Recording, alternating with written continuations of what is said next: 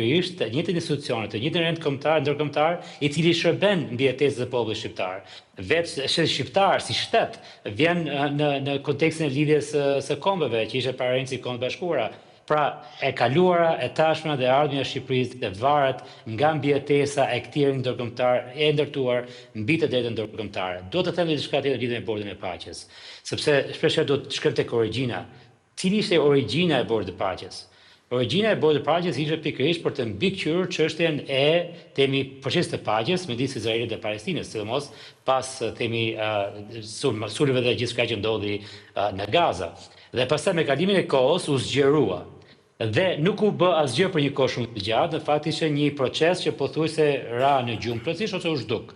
Dhe ka qenë vetëm në javët e fundit, si edhe është përdorur thjesht si një instrument politik për zotin Trump, për të rikthyer atë në qendër të politikës ndërkombëtare, që është drejta e tij, është drejta e administratës së tij, nuk e paragjykoj këtë, por po them gjithashtu nuk mendoj që është një iniciativë, një nismë e mirë menduar, në fakt është nxituar. Së paktën sipas diskutimeve dhe bisedave që unë kam pasur me persona që janë rreth për qark të korridorëve në Washington DC, kjo shikohet më shumë si instrument politik, sesa një instrument i mirëfillt institucional që do të riorganizohet dhe ka fuqinë për të qëndruar këtu sot, nesër dhe pasnesër.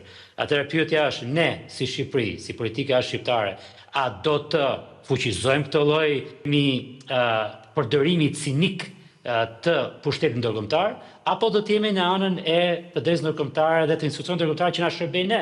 Sepse, dakord, nëse drejta ndërkombëtare dhe institucionet ndërkombëtare nuk na shërbejnë, se kanë problem fare, le të jemi dhe ne cinik, le të shkojmë në anën e zotit Trump edhe shumë mirë ta bëjmë.